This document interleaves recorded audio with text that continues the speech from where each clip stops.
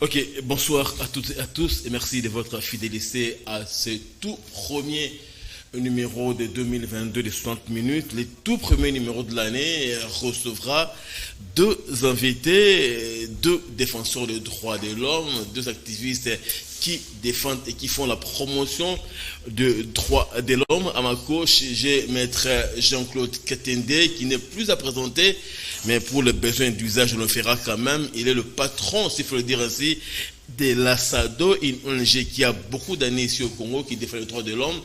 Les juristes et les maîtres et les avocats, il défend beaucoup de causes au barreau de Lubumbashi et même ici à Kinshasa. Il fait beaucoup de plaidoiries. Et à ma droite, maître Jérémy Kabambi qui fait ses premiers pas dans cette émission. Bonsoir maître Jérémy. Bonsoir. Merci de vous joindre à nous pour ce tout premier numéro des 60 minutes pour l'année 2022. Merci beaucoup. Ok, bonsoir maître Katende. Bonsoir. Merci de vous joindre à nous. On est encore le 7 et nous voulons le meilleur pour l'année qui démarre en espérant que les gens qui en veulent avoir des comptes Twitter n'auront pas gain de cause parce que votre voix doit être entendue. La cause que vous défendez, elle a toujours été noble. On a été un peu, nous, exacerbés d'apprendre que votre compte Twitter a été menacé, on a corrompu pour démobiliser les gens. Merci beaucoup pour le vœu. Je voudrais aussi les renouveler pour vous. Merci beaucoup. Bon, il faut considérer que c'est un incident de parcours. Chacun de nous aura tiré des leçons de ce qui est arrivé. Mais je crois qu'il faut continuer le combat pour la promotion de la démocratie, des droits de l'homme et surtout les dialogues entre tous les Congolais. Avant que nous entrions dans le vif de notre sujet, il y a deux thèmes qu'on va débattre aujourd'hui, autour desquels on va consacrer cette émission. On va un peu scruter ou bien dépoussiérer un peu à quoi ressemble le travail d'un défenseur des droits de l'homme, d'un activiste, celui qui défend les droits de l'homme. Quel est son rôle, sa tâche? Qu'est-ce qu'il est appelé à faire et à ne pas faire? Comment il opère? Et qu'est-ce qu'il doit faire? Ses relations avec les gens à défendre et avec l'opinion. Et en deuxième paramètre, nous aborderons le procès Chebea qui bat des lames, il faut le dire. Et ça tourne pas en rond. Le verdict est toujours attendu. Ceux qui doivent travailler là-dessus ne s'y mettent pas assez selon certaines langues. Donc on va décortiquer ces deux sujets. Maître Katende, avant d'entrer, je vais encore récupérer le dossier de compte Twitter. Quand vous menacez comme ça, Maître Katende, quand on estime qu'on doit vous réduire au silence, ça vous fait reculer ou bien ça vous rend encore grand pour avancer ou bien, comme vous l'avez dit, accident des parcours, ça vous met des doutes? Non, je ne pense personnellement pas que ce qui est arrivé puisse mettre de doute soit sur moi-même, soit sur le combat que nous menons. Nous considérons seulement que ce sont des choses normales dans un contexte comme le nôtre, où les gens pensent que nous devons tous réfléchir dans la même direction, nous devons toujours soutenir les mêmes points de vue. Et quand il y a des vues qui sont, en fait, quand il y a des points de vue dissidents, les gens pensent qu'ils peuvent soit donner de l'argent à d'autres pour pouvoir les mobiliser contre vous. Moi, j'estime personnellement que c'était en fait une campagne perdue d'avance dans la mesure où les gens qui s'étaient désabonnés de mon compte hier moyennant l'argent se sont réabonnés aujourd'hui. On est presque au même niveau, n'est-ce pas, d'abonnés qu'hier. Ça montre d'une part que le combat que nous menons, nous ne le menons pas pour nous-mêmes, nous le menons pour l'ensemble des citoyens congolais et surtout ceux qui ont déjà eu maille à partir avec les droits de l'homme, qui ont eu à bénéficier des services de l'ASADO, comme de moi personnellement ou de mes autres collègues, comprennent effectivement que le travail que nous faisons est un travail extrêmement important. Et je suis content de voir aussi que même les responsables de Twitter suivent le travail que nous faisons. Les gens qui ont ouvert cette campagne, leurs comptes ont été fermés et ça montre que nous faisons un travail dans l'intérêt de tout le monde et qui est apprécié par beaucoup de gens. Et aux dernières nouvelles, nous apprenons que le compte Maître Katende aurait pulvérisé encore les abonnés. On est dans les 300 000 abonnés. Coup de chapeau. Aux environs. Ça prouve que le travail est apprécié. Maître Jérémy Kabambi, bonsoir. Je reviens à vous. Oui. Votre première invitation à notre émission ici. Et en des termes assez précis et courts, comment appréciez-vous le travail d'un défenseur des droits de l'homme que vous êtes vous aussi? Bon, en tout cas... Comment on peut les résumer en très peu de mots? En très peu de mots, il faut savoir qu'un défenseur des droits de l'homme permet à l'État d'apprécier vraiment ce qui se passe en termes de thermomètre de la législation, en termes de tout ce qui concerne les droits humains, tout ce qui est régi par les instruments internationaux, tout ce qui est régi par des instruments internes. C'est vraiment un des thermomètres qui accompagne l'action de l'État en matière de droit.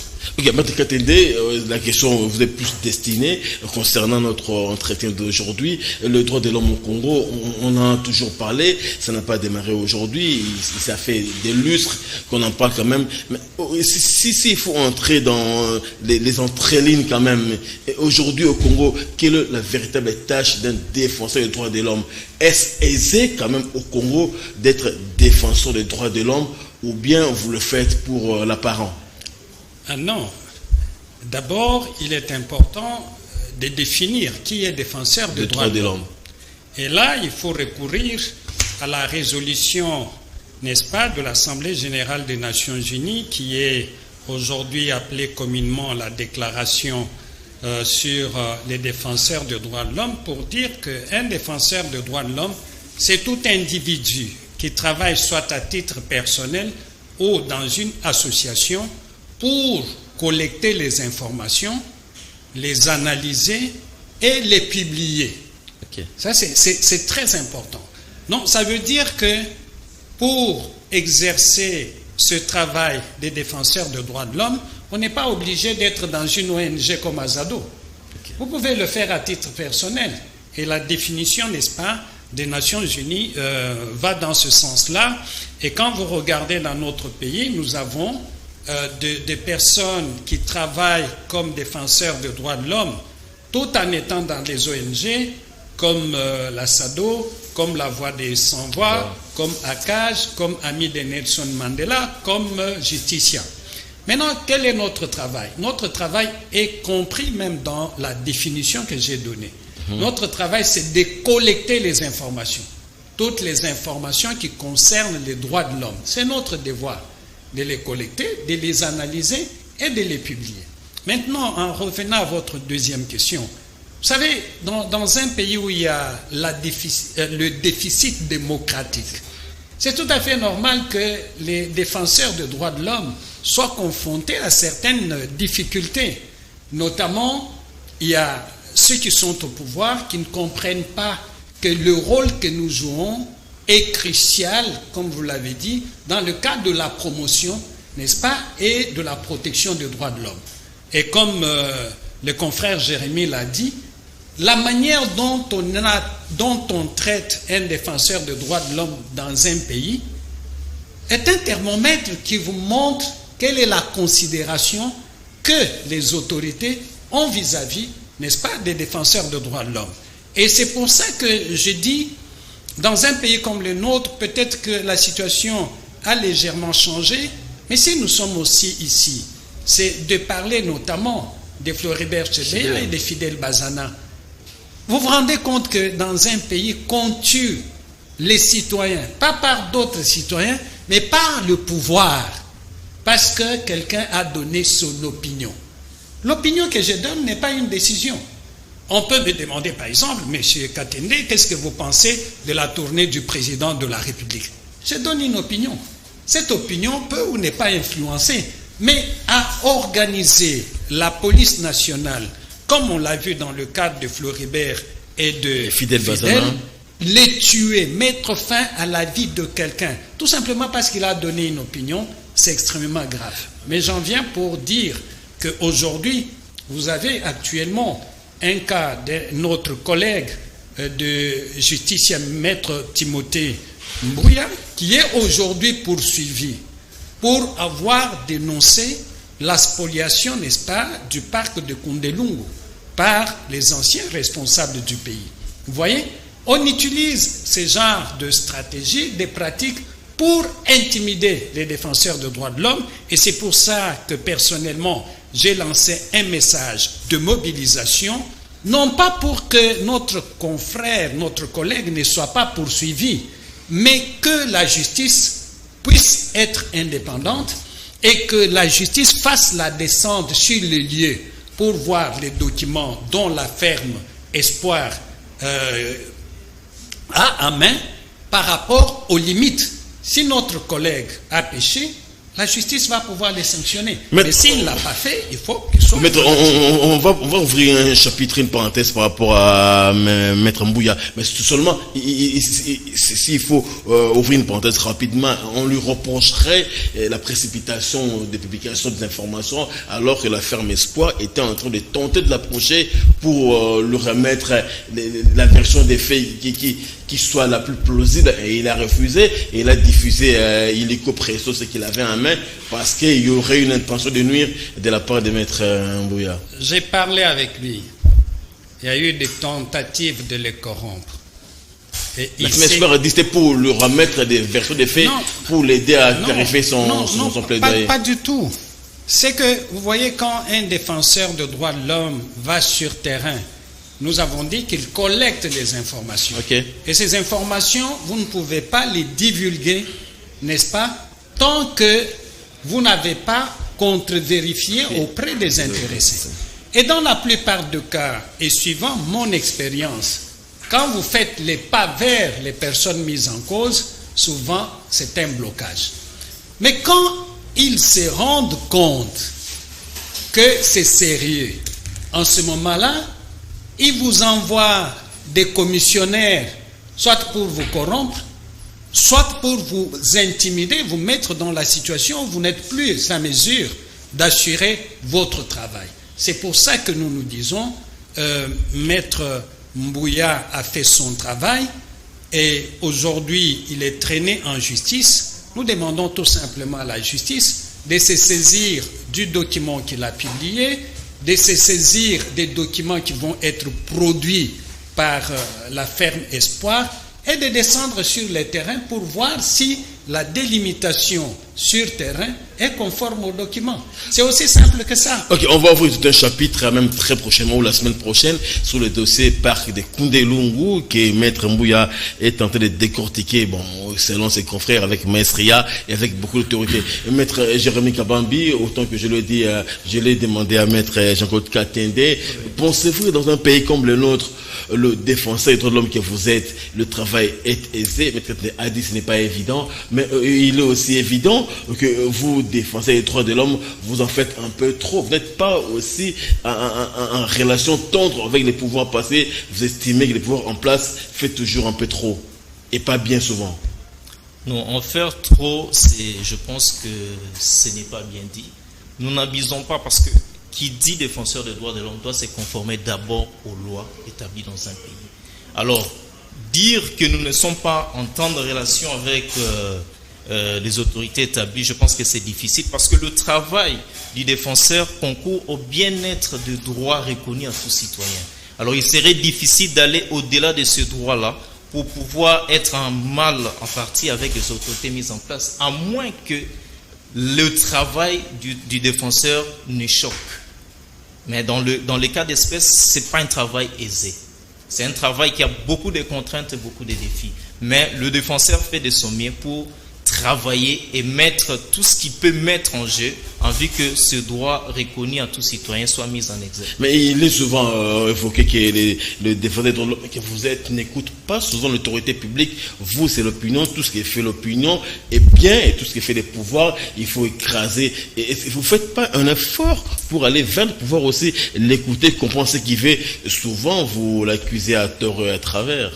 Non, je pense que l'interprétation selon laquelle vous dites que nous sommes contre le pouvoir, vous l'écoutez de moins en moins. Il est toujours en porte-à-faux avec vous. Il faut toujours le torpiller, il faut toujours le mettre à genoux parce que vous estimez que le pouvoir n'est pas toujours tendre avec le travail que vous faites. Le confrère l'a dit, le travail d'un défenseur, c'est d'analyser. Et lorsqu'une situation qui a été constatée dans un État n'est pas conforme au droit, lorsque vous dénoncez, c'est la dénonciation qui pose problème. Je pense que c'est la réaction ou la réplique du pouvoir face à une dénonciation qui pose problème. Ce n'est pas que le défenseur travaille contre le pouvoir. Un défenseur travaille pour l'émergence du pays. Et l'émergence du pays marche avec le droit de l'homme.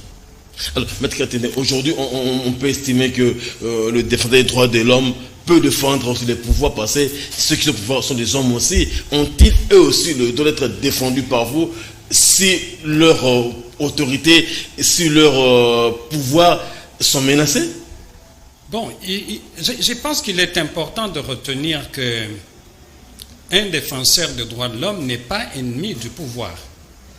Le débat... Ce n'est pas ce qui ressort dans ce que nous voyons dans notre pays, malheureusement. Non, mais c'est pour ça que je les faits sur le terrain démontrent que le pouvoir et les défenseurs des droits de l'homme sont toujours en chien de défaillance. Oui, mais c'est à partir de la conception qu'on se fait du défenseur des droits de l'homme. Si on considère que c'est un ennemi, en ce moment-là, ça pose problème. Mais moi, j'ai toujours dit qu'un défenseur des droits de l'homme va, n'est-ce pas, collecter les données auprès des victimes des droits de l'homme. Et quand ces informations, il les a, il les contre-vérifie. Et après, il les publie. Mais le problème, c'est que du côté du pouvoir, on aurait souhaité que les défenseurs ne les publient pas. Voyez-vous? Mais c'est notre travail. La République démocratique du Congo est membre de l'Organisation des Nations Unies.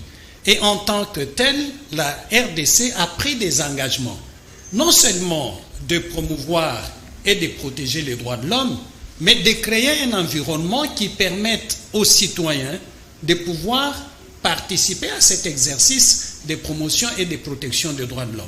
Maintenant, si par exemple, quelqu'un qui est au pouvoir, il peut être un ministre ou le président de la République, est mis en cause gratuitement par les citoyens ou par la justice, nous avons en tant que citoyens les devoirs, en tant que citoyens et défenseurs des droits de l'homme, les devoirs d'intervenir. Parce que les droits de cette personne, de ce responsable politique sont violés. Vous avez vu qu'à plusieurs reprises, je suis intervenu pour les anciens gestionnaires du pays dont les droits ont été mis en cause pour une raison ou pour une autre. Donc, les défenseurs des droits de l'homme, il ne faut pas considérer son travail dans l'entendement que nous avons ici chez nous de penser qu'il est avec l'opposition, il n'est pas avec le pouvoir. Mais vous allez vous rappeler que à l'époque, quand c'était le président Kabila qui était au pouvoir, on nous disait que nous étions trop proches de l'opposition. Maintenant que les gens de l'opposition sont venus au pouvoir, avec lesquels nous avons travaillé à l'époque, aujourd'hui ils nous disent « vous êtes avec l'opposition, vous n'êtes pas avec nous ». Et nous, ça nous réconforte dans notre conviction que nous ne travaillons pas pour le pouvoir, nous ne travaillons pas contre le pouvoir, mais nous assurons seulement que le pouvoir respecte les droits que lui-même s'est engagé à respecter au terme de la constitution du pays, mais au terme aussi des instruments régionaux et des instruments internationaux. C'est tout ce que nous nous demandons, qu'on nous donne un environnement. Enfin, souvent on dit, vous publiez des fausses informations.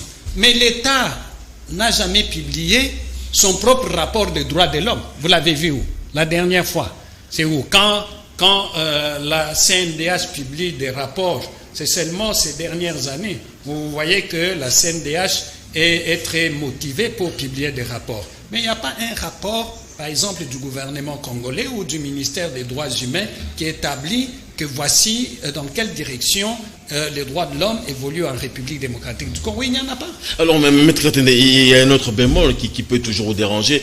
On estime que c'est trop probable que le défenseur des droits de l'homme que vous êtes défende le gouvernement. C'est très improbable. Mais seulement, je me dis, et quels sont vos moyens de pression? Est-ce que l'action des défenseurs des droits de l'homme l'action est efficace? Elle produit quand même des fruits escomptés? On estime que vous travaillez pour déclarer, pour publier, mais le fait sur terrain, il n'y a pas un feedback positif. Les gens que vous défendez sont toujours condamnés et les droits de l'homme sont toujours bafoués. C'est comme si le travail s'est fait de façon un peu du surplace. Non, il faut dire que si nous n'étions pas là, Si les défenseurs des droits de l'homme n'existaient pas en République démocratique du Congo, la situation serait pire que ce que nous connaissons aujourd'hui. Notre rôle, vous savez, nous sommes capables de dire que nous ne publions pas nos rapports.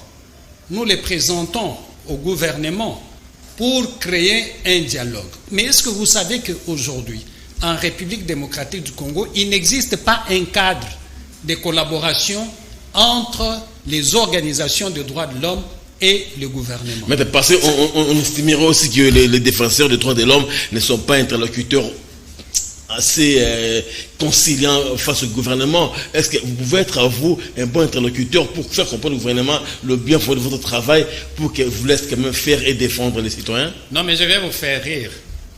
Quand le gouvernement, par exemple, a besoin de certains documents exigés au niveau international sur la situation des droits de l'homme, s'ils n'ont pas confiance en nous, pourquoi ils nous appellent pour participer? En fait, nos relations avec le gouvernement sont en dents de scie. Quand ils ont besoin de nous, nous sommes des gens intéressants, nous participons pour préparer les documents qui vont aller défendre à Genève, qui vont aller défendre aux Nations Unies. Maintenant, quand nous prenons position par rapport aux violations des droits de l'homme, on nous dit, vous n'êtes pas des bons citoyens. Nous disons quelque chose de très simple. Si nous disons par exemple que M. Jean-Pierre a été battu par un policier, c'est une violation des droits de l'homme, l'État dit que c'est faux, mais ils n'ont qu'à appeler M. Jean-Pierre, les présenter pour dire, voilà, il est là, c'est faux ce que vous avez raconté. Mais souvent, la preuve contraire n'est pas produite. Okay. C'est ce qui arrive le plus souvent. Nous avions à l'époque, vous allez vous rappeler, je crois vers l'année 2009 ou 2010, nous avions produit un rapport sur l'assassinat des Enyélé. Vous allez vous rappeler, nous avons dit au gouvernement, le gouvernement a dit, ces gens n'ont jamais été assassinés. Nous avons dit, ok, nous descendons à l'Équateur, ensemble avec vous, qu'on aille constater. Le gouvernement de l'époque avait pris l'engagement pour qu'on y aille, mais on n'a jamais été. Donc, quelque part, il ne faut pas qu'on nous prenne pour, en fait, des troubles faits. Vous allez voir que les mêmes personnes qui sont au pouvoir aujourd'hui, qui commettent des violations des droits de l'homme, qui nous traitent des rebelles, des subversifs, le jour où ils ne sont pas au pouvoir et qui sont poursuivis par le pouvoir arrivant, ils font appel à nous. Okay. Mais ça veut dire en d'autres termes qu'on doit être sincère avec nous-mêmes. Et nous sommes conscients que le travail que nous faisons, c'est un travail qui profite à la nation. Imaginez-vous, tout ce que Floribert Chebeya et Fidel Bazana faisaient, ce n'était pas seulement pour leur profit. Et je vais vous dire une chose, quand nous parlons de la manière dont nous parlons, les gens pensent que dans les droits de l'homme, il y a beaucoup d'argent, ces gens sont bien payés. Non, c'est un travail que nous faisons par vocation. Et si vous voyez quelqu'un avec beaucoup d'argent dans les droits de l'homme, s'il n'est pas avocat, c'est un voleur. J'allais en venir, d'ailleurs, il y a des voix qui s'élèvent pour estimer que vous, défenseurs des droits de l'homme, vous êtes soutenus par les multinationales qui combattent les pouvoirs établis, vous êtes dans des ONG internationales qui ont beaucoup d'argent, c'est-à-dire que votre travail, vous ne voulez pas le laisser parce que sous la table, on vous glisse des billets des banques. On estime que vous, droits de l'homme, vous êtes soutenus par d'autres forces étrangères qui ont des finances assez fortes. Mais ces allégations à ce jour ne sont pas prouvées. C'est un travail, comme dit tout à l'heure, c'est un travail qui se fait par vocation. Pour ne pas dire même le bénévolat.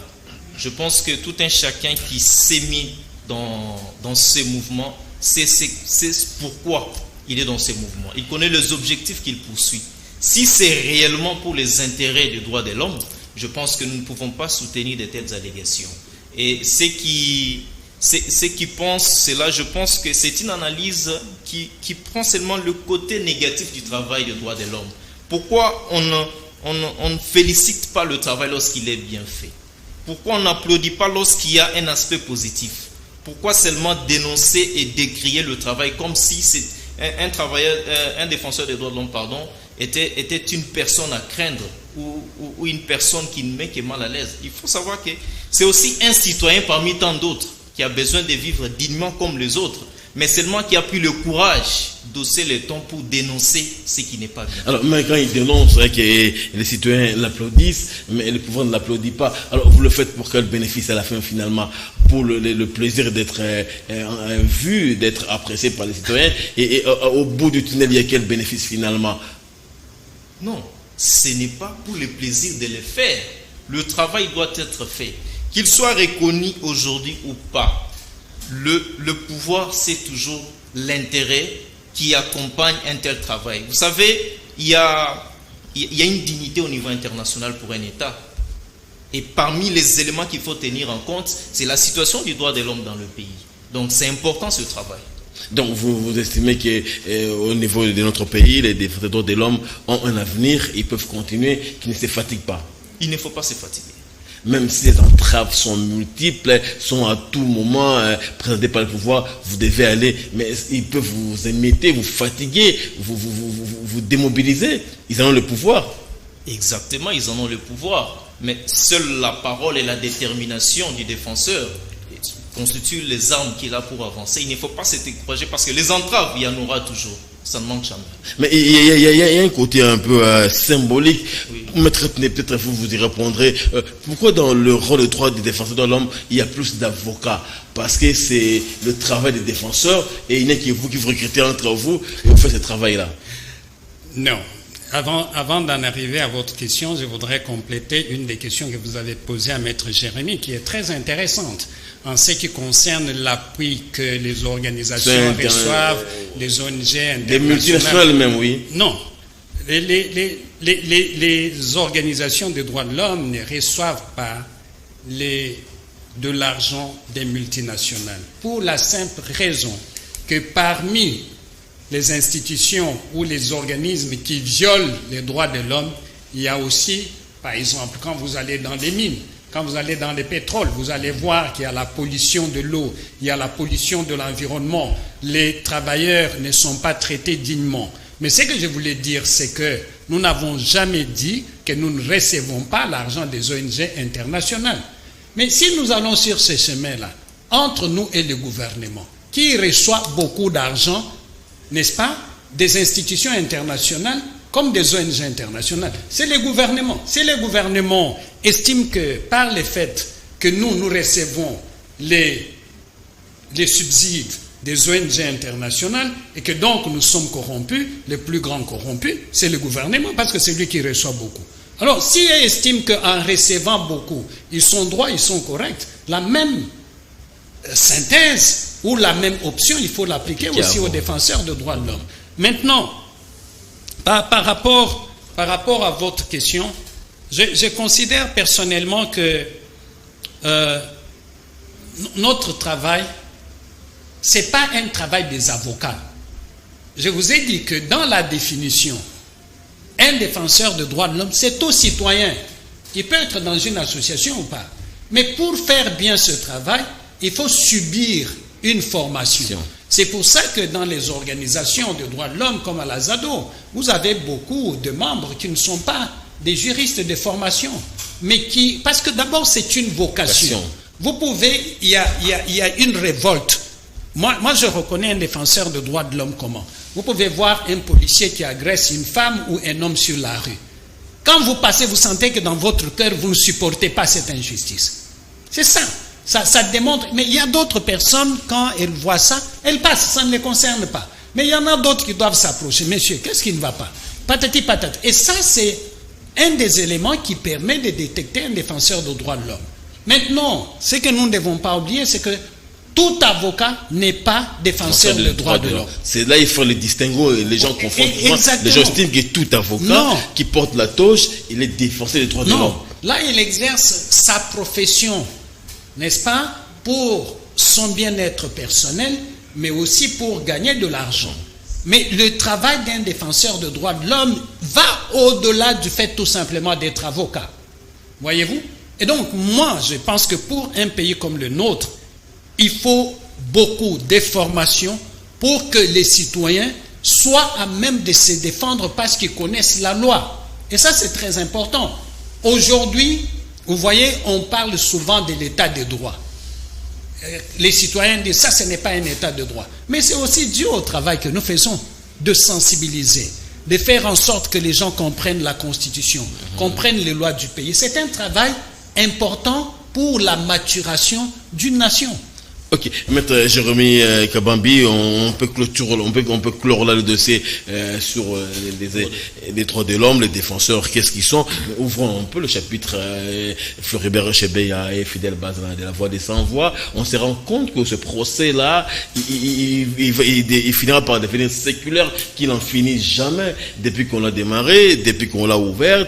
Chebeya, Bazana, femmes et enfants partis à l'étranger, le verdict, on ne donne toujours pas. C'est-à-dire que nous sommes en face d'un procès instrumentalisé ou manipulé par les gens qui sont forts. Peut-on dire un jour que la mort de Bazana et de Chebeya connaîtra quand même un dénouement parce que les gens entendent toujours? Oui, moi je pense qu'il ne faut pas se fier aux interprétations qui ressortent de partout. Dire qu'il n'y a pas une décision, je dis que ce n'est pas vrai, parce qu'il faudrait reconnaître qu'il y a des faits antérieurs et postérieurs à ce décès, à cet assassinat. Et cet assassinat a enclenché toute une instruction qui a abouti à une décision au premier degré rendue par la Cour militaire, sous RP 066. Et à ce jour, il a été interjecté appel devant la Haute Cour militaire et l'affaire, il y a eu un arrêt rendu. Parce qu'au premier degré, il a été inculpé 8 prévenus, 3 ont été acquittés, et devant le second juge, le 5 poursuivis, parmi les 5 poursuivis, on a eu à condamner 2, et 3 autres, contre les 3 autres qui ont été condamnés par défaut, il y a eu surséance ordonnée par la juridiction. Et aujourd'hui, avec tout ce qu'il y a eu comme arrestation de certaines personnes impliquées dans cet assassinat, il a été normal, surtout avec le retour du dernier en date, que vous connaissez tous, Mulembwe. Oui, mais voilà. Quand même, ces allégations ont été accablantes et choquantes et fracassantes même. Et il a cité nommément le gens qu'on doit mettre devant la barre, mais silence radio du côté des juges. On estime qu'il y a des gens qu'on peut toucher par rapport à ces procès Chebeya et Bazana. Non, en fait, lui, il a dit ce qu'il a comme version des faits devant une juridiction.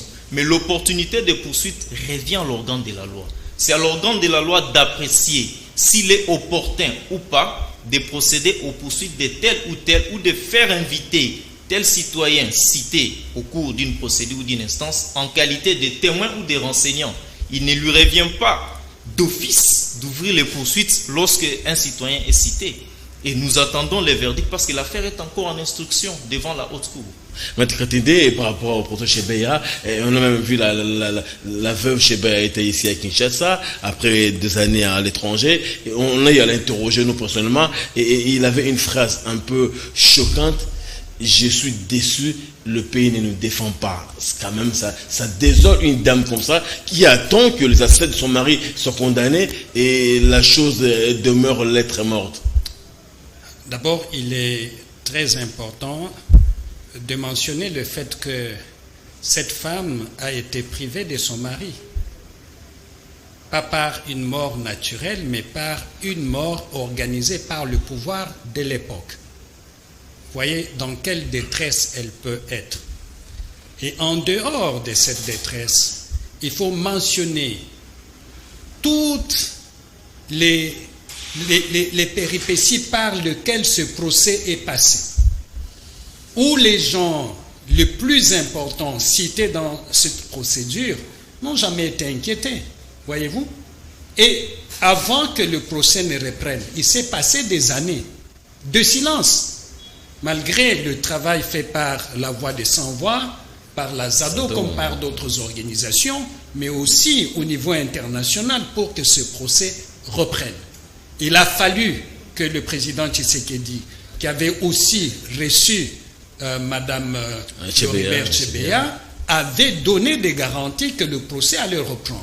Et aujourd'hui, le procès a repris, et je pense que vous n'entendez pas Madame revenir sur la même chose. Ces inquiétudes étaient fondées. Et je pense que c'est du devoir de Madame Chebeya de ces enfants de faire en sorte que la justice soit rendue à leur mari, à leur père. Ça, c'est très important, c'est leur combat. Mais c'est aussi notre combat. Parce que Floribert était notre collègue et aujourd'hui, l'organisation qu'il a fondée avec les autres collègues existe encore et fait du bon travail dans ce pays. Et donc, nous estimons que se battre pour, comme je vous l'ai toujours dit, directeur Jean-Pi, que se battre pour la justice est un besoin pour tout citoyen. Et donc, ce qui est en train de se passer aujourd'hui, notre souhait est que le procès aboutisse à la condamnation des personnes qui sont mises en cause et que les déclarations qui ont été faites citant d'autres personnes qui ont joué un rôle dans ce qui est arrivé, que le ministère public puisse les interpeller et ne fût-ce que les écouter pour, n'est-ce pas, tirer des conclusions si ces personnes peuvent être mises en cause ou pas. Ça, c'est extrêmement important. On ne peut pas, pour rien au monde, laisser Floribert Chebeya et Fidel Bazana sans qu'on leur ait rendu justice. Je pense que ça va être une tache noire dans l'histoire, n'est-ce pas, du Congo. Parce que la mort qui a été infligée à Floribert Chebeya et à Fidel Bazana n'est pas différente de la mort que Patrice Emery Lumumba avait subie. Et on ne va pas, n'est-ce pas, rester dans une situation de non-droit comme cela a été le cas pour Lumumba. Je pense que le président Tshisekedi a permis que les choses se fassent. Maintenant, la justice en tant que pouvoir indépendant du pouvoir exécutif fasse son travail et rende justice. C'est tout ce que nous voulons. Alors, Maître Chermi Kabambi, ne resterons pas dans ce qu'a dit Mouilamboué après ce moment de cavale, il est revenu. Mais néanmoins, le nom des hauts officiers de la police a souvent été cité. John Numbi, seulement, cet officier n'est toujours pas assez inquiété comme l'opinion l'attend. Il est l'homme le plus fort, il est intouchable. Mais qu'est-ce qui clocherait pour que John Numbi aussi soit devant la barre comme les autres, autant que la veuve et les orphelins chez Béa et Bazana l'entendent? Bon, c'est comme nous l'avons dit tout à l'heure. Vous vous rappellerez qu'au premier degré, il a été entendu à titre de renseignement. Donc, à ce jour, nous devons tous reconnaître que nul n'est au-dessus de la loi. Et que l'opportunité de poursuite revenant à l'ordre de la loi, à ce stade, je pense que toute personne citée dans un cas ou dans l'autre par tel ou tel renseignant ou prévenu, je pense qu'il reviendra à l'organe de la loi d'apprécier l'opportunité d'initier les poursuites ou pas. Mais tout citoyen doit bénéficier du double degré de juridiction. Nous sommes déjà en appel. On ne va pas venir prendre un citoyen violant ces principes que nous venons d'évoquer, directement les déférer au second degré. Donc, il y a déjà un numéro ouvert qui est en instruction au niveau d'appel. Nous devons laisser à la justice faire son travail, surtout que c'est déjà une lueur d'espoir que le dossier est repris. Dans votre ressenti, estimez-vous qu'un jour ou l'autre, les veuves et orphelins chez Béa et Bazana vont sourire pour dire qu'enfin, l'État a reconnu l'assassinat de nos parents, de nos maris, on peut retourner au pays. Le veuve chez Béa l'a dit, une fois rendu le verdict, elle va revenir vivre au pays passé. Il va estimer que la mémoire de son mari a été honorée et réhabilitée. Pensez-vous qu'un jour on peut y arriver? Il y a déjà une décision qui a dit reconnaître, établir en fait en droit l'assassinat de ces deux défenseurs. Est-ce suffisant qu'on établisse l'assassinat sans que les commanditaires, les auteurs ne soient condamnés? Ceux qui sont cités sont déjà condamnés. Pour des besoins d'instruction, je pense que vouloir avoir au-delà que peut nous rendre justice, je pense que c'est extra. Parce que la juridiction saisie a déjà rendu sa décision. À ce jour, il y a eu surséance. Les dossiers ayant repris, nous devons attendre l'issue de l'instruction en cours. Maître Ketende, avez-vous l'impression que les véritables incriminés sont devant la barre et que le veuve et orphelin chez Béa Bazana peuvent se reposer, dire enfin c'est fait, on peut revenir au pays? Non, je ne pense pas que nous pouvons nous reposer. Eux-mêmes ne peuvent pas. Pour la simple raison que vous allez vous rappeler que Mme Chebeya, ses enfants, avaient déposé une plainte en bonne et due forme contre le général John Numbi, qui est aujourd'hui recherché pour d'autres faits.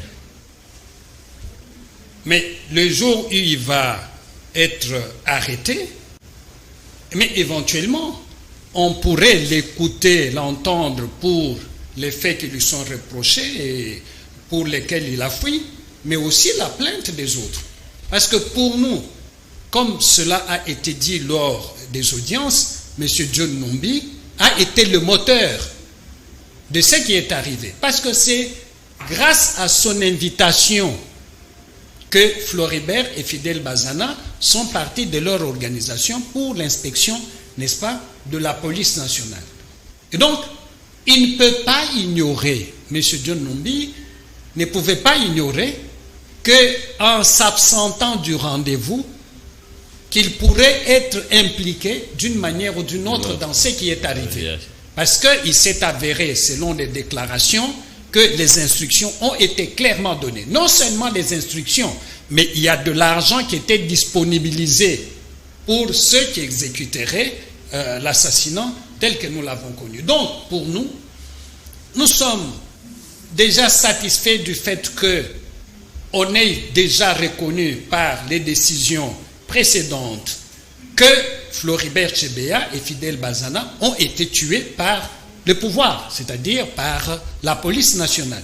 Mais maintenant, nous voulons qu'on ne s'occupe pas seulement des petits citoyens, mais les vrais donneurs d'ordre, les commanditaires, dont principalement John Numbi, il faut qu'ils soient mis en cause.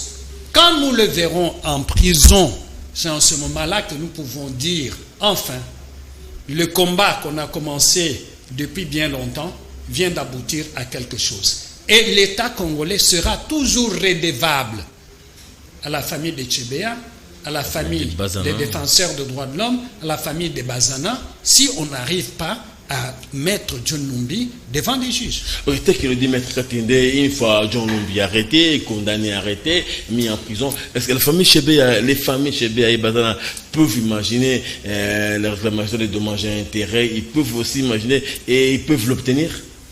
La loi permet à toute partie qui est lésée du fait de la commission d'une infraction de se constituer partie civile du début jusqu'avant la clôture des débats. Donc, si les parties lésées à ce jour par les implications de toutes les personnes citées dans l'assassinat des défenseurs des droits de l'homme estiment qu'il est opportun d'initier une action civile, il n'y a pas de problème, il n'y a pas d'inconvénient. C'est tout à fait fondé qu'ils puissent initier leur action civile pour réclamer des dommages intérêts. Alors, vous, votre ressenti, estimez-vous qu'aujourd'hui, les défenseurs que vous êtes des droits de l'homme, vous êtes en sécurité, votre travail, vous avez dit les entraves, il y en aura, mais qu'est-ce qu'il ne faut pas reculer? Mais comme je l'ai dit toujours ici, Chebeya est parti, d'autres partiront. Est-ce que l'avenir de votre travail, de votre tâche est garanti? L'avenir est garanti parce que nous ne marchons pas hors la loi. Et nous pensons que les discours du pouvoir est en train d'échanger avec le travail abattu par les défenseurs des droits de l'homme. C'est vrai que l'insécurité est ce qu'on craint, mais je pense que le courage doit être ce qui doit nous accompagner. Maître Katinde, il nous reste 3 minutes malheureusement, comme si on n'avait rien fait, mais seulement les gens estiment que les défenseurs, vous êtes des droits de l'homme, vous défendez que les gens, les leaders d'opinion politique, vous défendez que ceux qui sont des institutions, ou qui combattent les institutions, mais les citoyens lambda, les consommateurs, aujourd'hui, la question du RAM embête tous les Congolais, mais les droits de l'homme, c'était un tout petit peu. De ce point de vue-là, il n'y a pas une défense adaptée à une question pour que les Congolais aussi surpassent. Je me dis, l'histoire du RAM dérange tous les ménages finalement. Vous avez effectivement raison. Mais je dois dire, avant de répondre à votre question, que les droits de l'homme ont l'avenir au Congo. Il ne faut pas oublier que Simon Kimbangu était parmi les premiers défenseurs des droits de l'homme au Congo. Après tout ce qu'il a connu, il est mort. Vous avez Patrice Emery Lumumba, vous avez les Kasavubu. Pourquoi nous avons célébré le 4 janvier? C'est parce qu'il y a eu des gens qui ont dit non, ça en est assez. On ne peut pas continuer à marcher sur nos droits. Et depuis ces morts-là, il y a eu encore des morts en 92 avec la marche des chrétiens. Donc ça continue. Donc les droits de l'homme auront toujours l'avenir dans ce pays tant qu'on ne va pas les respecter. Maintenant, on nous fait des reproches que nous défendons de puissants, les leaders d'opinion. Mais si vous venez à mon bureau, vous allez voir quelle catégorie de personnes nous défendons. Il y a des gens, de toutes classes. Seulement, le problème, c'est que quand vous défendez quelqu'un de très connu, quand vous citez ton nom, tout le monde a l'attention. Mais si je vous cite par exemple qu'aujourd'hui, j'ai reçu M. Luinza, il est inconnu. Mais il m'a exposé son problème, je lui ai dit, nous allons travailler ensemble pour atteindre l'objectif. Mais il n'est pas connu. Mais si j'avais dit que c'est M. Jean-Pierre, journaliste à Canal King, qui est très connu, tout le monde va ouvrir les yeux, mais qu'est-ce qui est arrivé? Donc, c'est ça. Mais vous savez que nous défendons beaucoup de dossiers gratuitement. Prenons les dossiers des 10 Capins de ses compagnons. Nous nous sommes battus pour ces dossiers depuis plus de 20 ans. On est resté là-dedans. Jusqu'à ce que nous avons obtenu, grâce au président Félix Tshisekedi, une grâce présidentielle pour ceux qui avaient encore des années à passer en prison. Nous n'avons jamais été payés. Jamais. Et il y a eu même des propositions de nous payer que nous avons refusées. Pourquoi? Parce que nous estimons que c'est un service que nous rendons à nos concitoyens qui ont été victimes de leurs droits.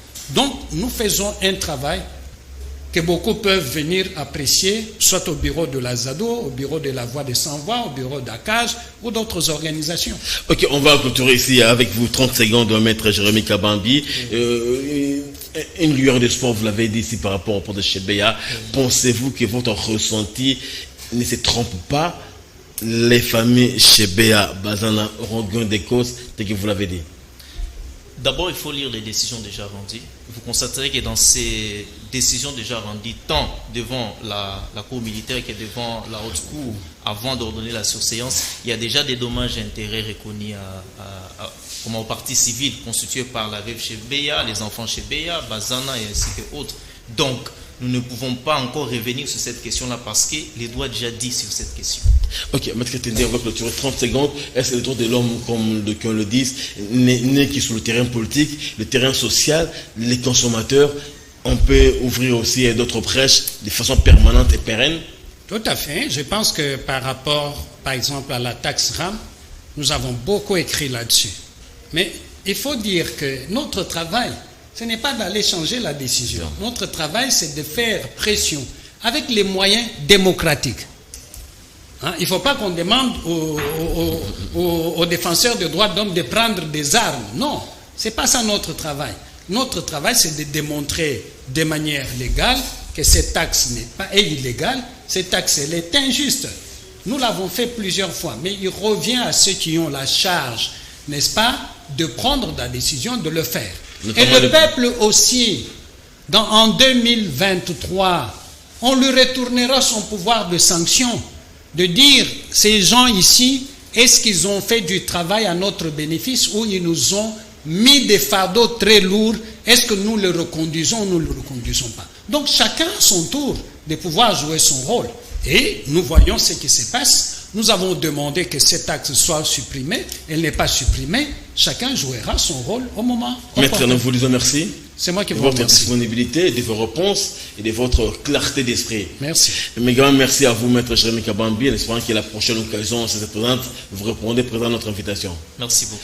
Merci également à vous d'avoir été de notre pendant 5 minutes. Merci à Rodé Louadio, Koupar Bola, Frédéric Tonkidi, Serge Kulo pour leur apport technique. Le rendez-vous est pris le vendredi prochain pour un autre numéro. D'ici là, fidèle à nos programmes, bonne soirée chez vous. À la prochaine, Inch'Allah.